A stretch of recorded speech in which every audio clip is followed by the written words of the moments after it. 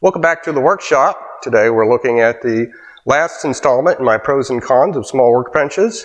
We're going to look at this one. This was actually my first workbench, sort of a generic version of the Black & Decker Workmate 425. This one I got from Allied, the company Allied, and I got it off of credit card points, of all things. But I've seen others of these under just general brands, none that I've ever heard of. The only one that I had heard of, there is one at Harbor Freight that they sell, but Harbor Freight sells different brands as well. So anyway, we're going to look at what this can do, what it can't do for some of the hand tool woodworking and other DIY activities that I do here in the workshop. Now, first thing that I'm going to do is I'm going to open it up. I'm going to tell you that I got this thing back in 2014, right when I started woodworking. So it's not brand new.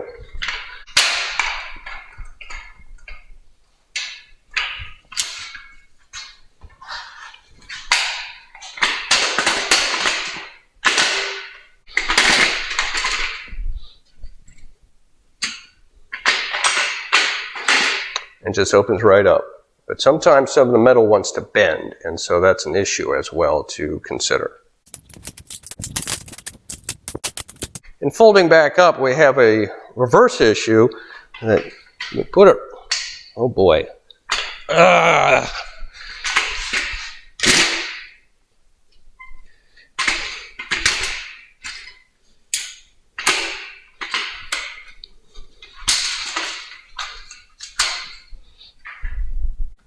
When I go to put it back up, I have to be wary of these handles because they want to go a certain way and it becomes a problem. First thing I want to do is I want to get these bottom pieces kind of bent and then bring it around. Got to make sure these handles are turned to the side so it can do a complete fold. The one drawback that I do not like about this table is these things have gotten to the point that sometimes I want to just take it and throw it in a dumpster. And I have come close to doing that. So be aware that on some of these, that the metal is not the best and certainly not the finest and is not long lasting either. Stores in an amazingly flat condition. Look at it overall. We've got two boards, two sections. That this one is fixed. This one moves on a sort of coiled spring situation based on the handles on the sides. And so that works there. Down at the bottom, there is holes in the bottom bar for tools to be set in. It does come with 4 bench dogs. There's a flat side on one side and a round side on the other for pipes or round objects like that. Down here we have a protractor for angles. We have a ruler running along it. And so open it up. And it can be very difficult. This is a very big con on mine. These two bars want to bend in the wrong direction. And so opening this thing can be very difficult depending on what's going on. And now the hinges don't want to work. And I want you to see this because I want you to see how difficult this can be at certain times and why I do not advocate buying one of these. There we go. These middle straps are just bad shape, bad design. They should have left the Workmate alone and not try to make knockoffs of it. And so now I have it open. Kind of have to put my feet down on the bottom when I work. These handles are not easy to work with. I have lubricated them a few times, but being out here in the garage is not really much of a help. Now, if you've seen the other 2 pros and cons videos, you know we looked at several sizes of wood. This being the first one. This is the 2x4 that's almost 6 feet. Put that on a table of this size. It's much larger than the table, but that really shouldn't matter. What you would probably do on something like this, cut it for a project or something like that. So let's get that out a little bit. Drop it in. You want to get this tight. You want to get it tight. Now, does clamp in nicely. Get the Dutch chest open and get a saw out. So let's say we want to do some sawing over here. I don't see it wiggling. I don't see any real moving around. Going this way, I don't see any problems. So that's a good thing. If we try to do this the other way, this only goes so far, and it's not enough for the for this to fit in there. So this is the difference between one of these and say a Works Pegasus or some other a Craig or some of the other benches out there that can handle it. You can try using the bench dogs. My experience with the bench dogs on this thing is they don't hold.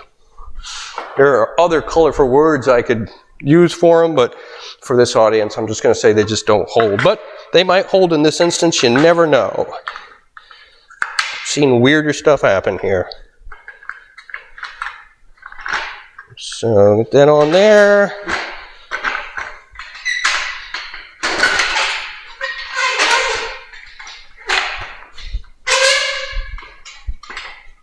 There is also a tendency with this piece, because of the way these two work, or this comes into this one, there's a tendency to want to bring things up. I've seen this before, and it's sort of, it's not really grasping it, because you could pull it right out. And so, something to keep in mind, one of the major drawbacks of this thing that I just don't like.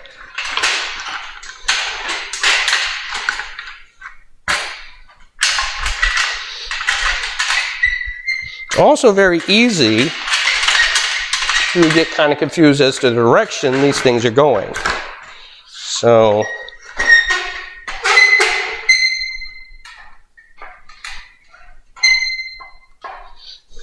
let's say it's in there. Just for practical purposes, try our, again, no wiggling, it's not a big deal. So, now something, if you have seen the other videos, especially the one on the Works Pegasus, or even on the small woodworking bench, you know that we had trouble planing a board of this size on either of them, because there was either, it was hard to hold it down on the small workbench, or on the Works Pegasus, there were the clamps got in the way. On this situation, the clamps are not getting in the way. The board is actually taller than the dogs. So, taking out my jack plane, and actually getting it ready to go this time. Of course, we're still bouncing around like we did on the Works Pegasus. Remember that one? But if you hold down your table, or if you're maybe against the grain, it's possible we are against the grain, but no, that's definitely against the grain. This was with the grain. It's a lot easier to do this, and it's a lot more possible than on any others benches that I tried. But again, when you're out here, you know, a lot of movement. It's again, and this table is not meant for this kind of work. So just keep that in mind. If you weight down your table, it might be a little easier. Put your foot on it, but I mean, who wants to do this all day? You know, this is a kind of an odd, hard on your back, hard on your legs, but in a pinch, it is getting some work done. It is actually working, though we're still having some issues. So just keep that in mind. In the midst of all the fun of planing that, the foot came off. So I have to put that back on. That happens occasionally. So just be aware of it. And you have to put the feet on just right, because they're at an angle. And so if you don't get it on right, you'll know. Let's see here. Let's do some chisel work. Some pound and impact test, as I called it.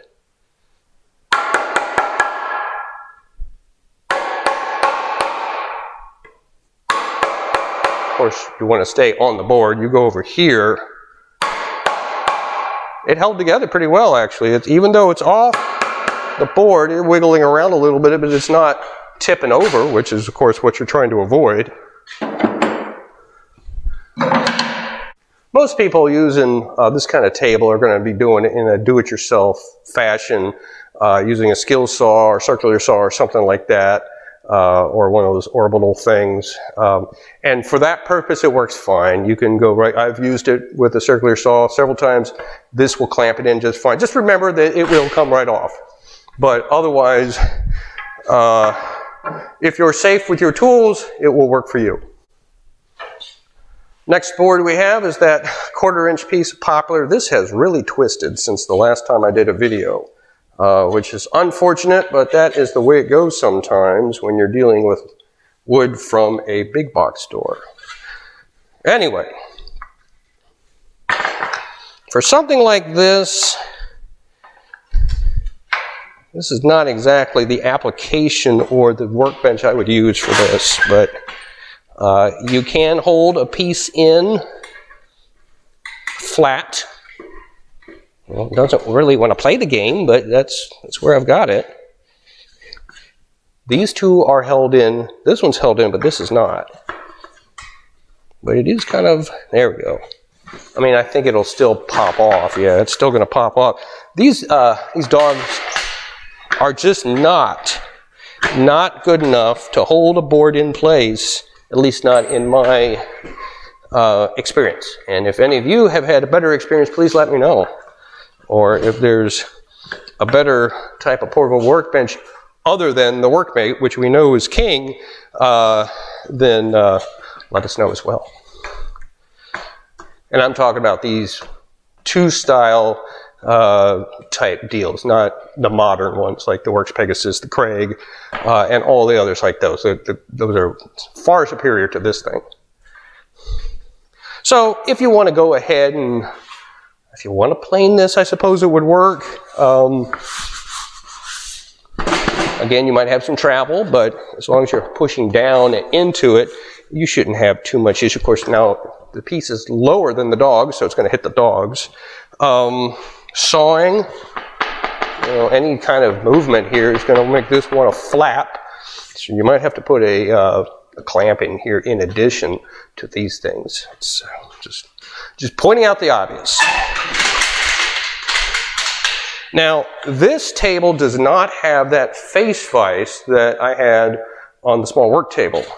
The only thing you could really do here is do one of these numbers, stick it in the middle, and then just work it. And this, bear with me here.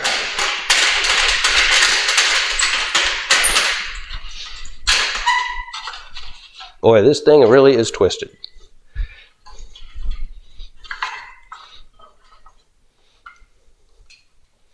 All right. Now, in there, and it does not go all the way to the floor, so in there you could saw, maybe, although you've got a lot of exposed wood here, and I have a pretty good feeling that if you really start working with it, it's going to snap. So keep that in mind. Chiseling, marking. If it's a different board, you can do dovetails. We'll show you a different board in a minute. But, I don't know, for a 1/4-inch piece of actual wood, I'm not sure that this table is the best for that.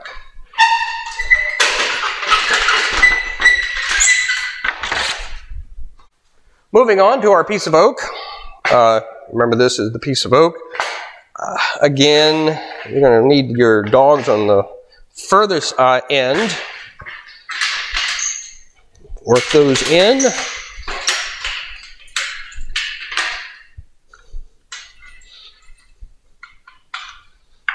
Yes, it's not clamping it in, but it is on the piece. So it's not going this way. I guess that's the important part. And so you're going to use your plane. I want to take this back a little bit because I don't want that blade out too much. There we go. If you were with the... we have a major problem in these videos of not being with the grain. I'm sure you've noticed that by now, but when you're just grabbing things and putting them on the table, it's kind of what happens. Whoops! Now, did you see that? And just took off with it. Let's house this down a little tighter.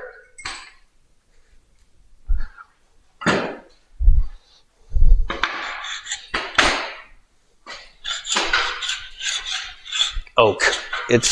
Oak is a rough stuff, heavy, beautiful wood, very beautiful wood, great for woodworking, great for carving and other things like that. But on this table, it's going to have some limitations. So just want some of you woodworkers out there to be aware, if you're just starting out and you're thinking of getting a table like this, there are limitations for some of the stuff you might want to work on. Reverse, put it in this way. It probably works very well with the foot.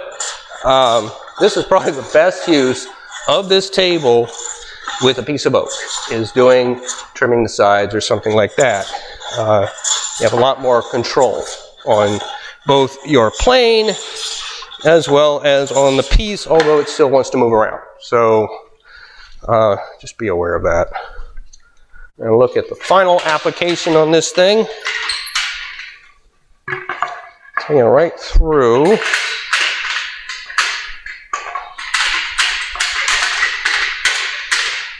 Notice that I have to hold onto the board while using each side to achieve the height that I want. That is obnoxious.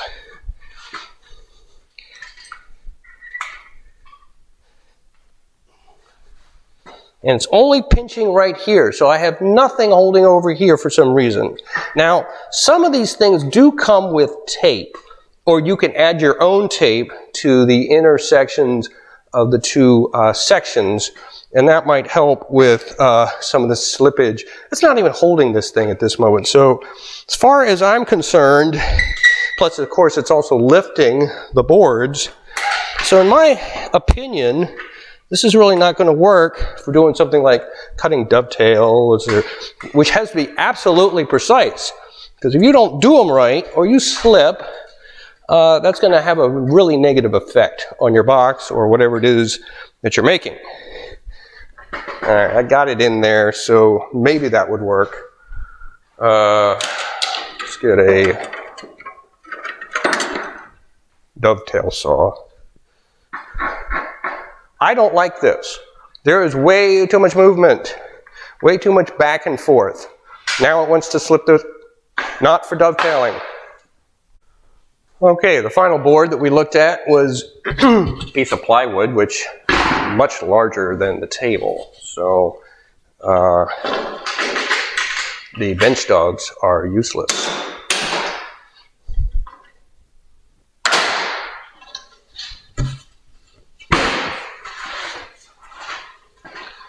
It's rather limited what you can do here. You can get a clamp and clamp it to the table. It becomes a work surface, but for cutting or doing anything with it, you might be limited. Now you could probably drill through it and find a spot in between areas where you're not going through the table itself. Be used for that, but for doing something like sawing, either going to flip you over this way or move around. So I will say, when I started in woodworking, I wasn't working with a lot of huge pieces of plywood. And when I was using sawhorses. This is really not designed for large pieces of plywood or even that size or any of the kind of woodworking I do today. But it does have one really good function, and that's what I use it for and what I still keep it for, and I'll show you that next. So one use that I've used it for a long time is for staining, shellacking, finishing, anything like that. I made this a piece of plywood, just scrap plywood, added a piece of 2x4 in the middle that would fit in between the gap. Let's fit that in there.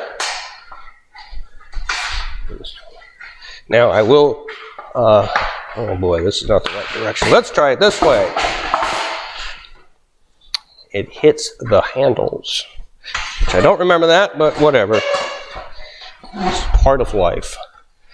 There we go. It actually stays on, so that's an important thing. This is Puzzle Box 4, which I have featured before, and By the time this video comes out, it will be completed, hopefully. So, this would be something that would be shellacked, and so have this here with my shellac or finish, whatever it is, my brush, my paper towels, all that stuff, and do that right here. It gets this platform messy and nothing else. I'm not doing this on my layout table. I'm not doing this on the workbench, and so this is a great way for doing that. In addition to finishing, it's also just a great platform or extra table or, you know, extra stand that I can put things on. Now, it doesn't have the amount of room that, say, some of the other surfaces do, so it's kind of limited in how much stuff you can put on it. But if you just need an extra spot to put things, tools, wood, hardware, whatever you're doing, this works great for that.